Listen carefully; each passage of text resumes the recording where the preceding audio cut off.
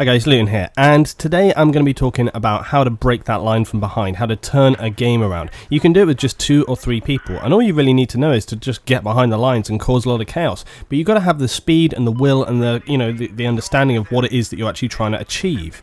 Now I'm playing here with Lone Wolf as well. Lone Wolf is one of my subs actually I started playing with, and we've been having some really good games. Fuse and Flame also join me pretty shortly. But essentially, this other team are so aggressive, and we all commented on this, that this other team was an unusually aggressive team. Chainlink is a very fast and furious game mode, and this sort of tactic will apply to Conquest and other game modes as well. Just because we're playing on Chainlink, it's completely achievable in other situations. But I wanted to use Chainlink as an example because it's more fluid, speedy, and the turnaround, the effects that you see are quicker and more instantaneous. So that's what I wanted to use Chainlink to illustrate what we're doing here.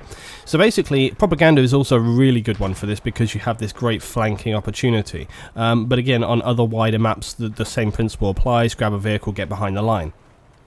All we're trying to do, and you can see right here, they've got 4 links, not to mention the fact that they are like a 780 tickets up.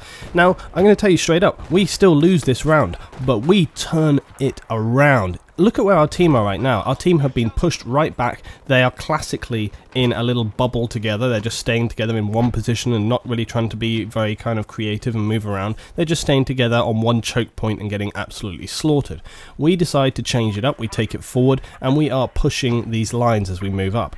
We are making a break here for B and A, and as you can see, I'm engaging people. But what you really got to watch for this is how quick the enemy team get onto us here. And we were having a very, very difficult time actually holding anything down at all. Now you can see that our team have actually capped up C and D. We're pushing in here onto A and B, so that's actually really positive as well that they managed to grab in and get those points. But you can see actually that Wolf is behind me. He was actually facilitating the capture of C there by eliminating those guys, and then a few of our players have pushed up on it as well. So we're actually starting to take some control. But look, I was watching this one way, expecting them to come, a couple guys running back from C, get caught out from behind, and that just shows, that the enemy team are falling back quickly to re-secure these positions, and that is really, really important. Your ability to fall back and defend. Now this team we had a very, very difficult time taking down, and look, you can see that they've almost secured all these links. They've got 3 links back straight away, so it's almost instantaneous. They've recaptured C, they've got B off of me, and they're recapping it back.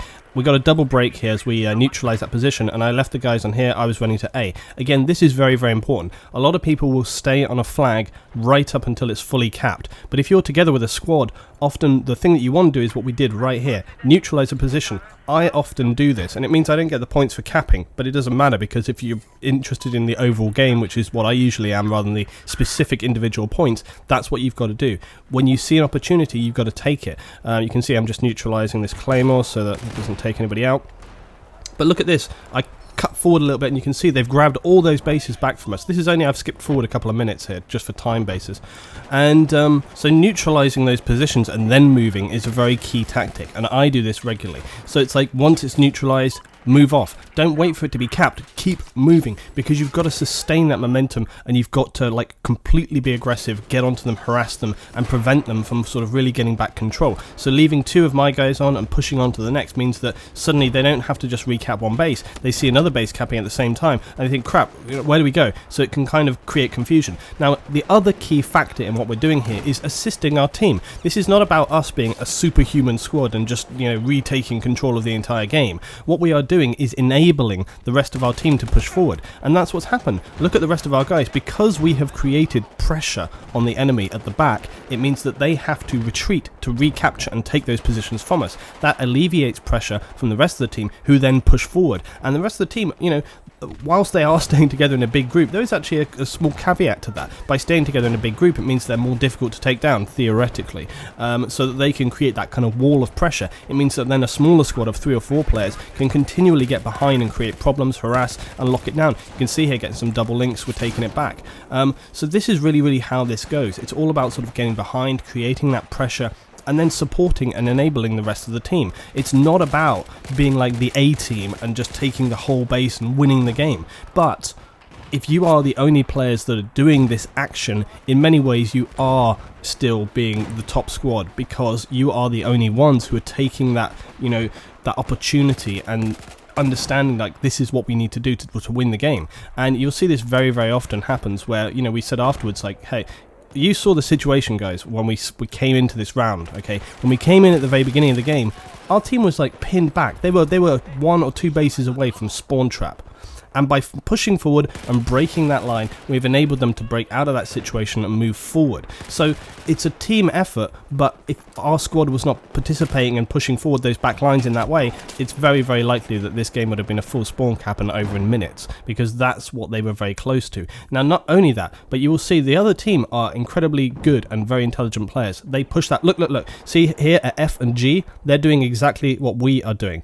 The other team have got players similar to us, which are understanding that breaking that back line and creating problems there is essential. Now, ordinarily, I would continue to push the front line, but me and Wolf were discussing and saying, man, these guys are really on their game. They're very, very aggressive. They're pushing into us immediately. So again, understanding the situation and realizing when you've got to take that change in position is key. So we were like, okay, we've got to get back here on F and G, because if we don't neutralize this situation here, we are not going to have the ability to push forward, because they're going to be constantly aggressing and attacking us from behind. There's Trigger.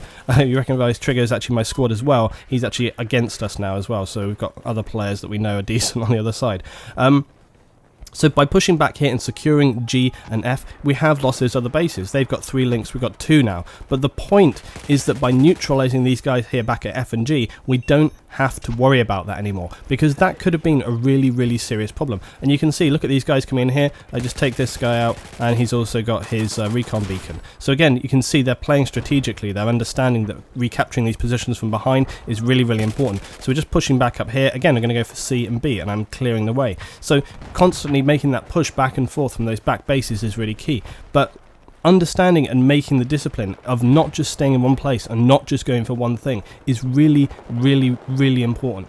The decision we made there to leave these bases and recap the back was essential.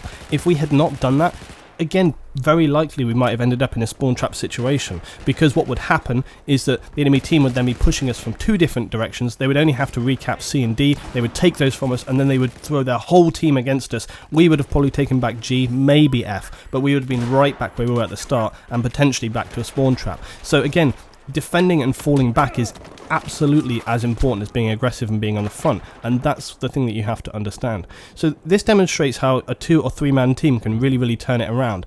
I will be showing another video probably tomorrow after this one, and we play the next round after this game, and in the next round after this game we absolutely dominate them, and it's exactly the same teams, and it just highlights the fact that we also commented to each other after this round that if we had got into this game earlier, we may have been able to sway the situation and actually turn it into a win than a loss, but we just came in a little bit too late. But losing at 142 I think was still incredibly positive, considering how unbelievably aggressive the enemy team was, how quick they were to react, and how intelligently they were playing. Coming up tomorrow, I've got the next round on this game, Lumpy Gardens, where we really put the fight back into these guys, and I'm going to show you from the very beginning how you can dominate that enemy team and prevent them from getting behind the lines as we saw in this round. Come by tomorrow, guys, check that one out. I'll see you next time.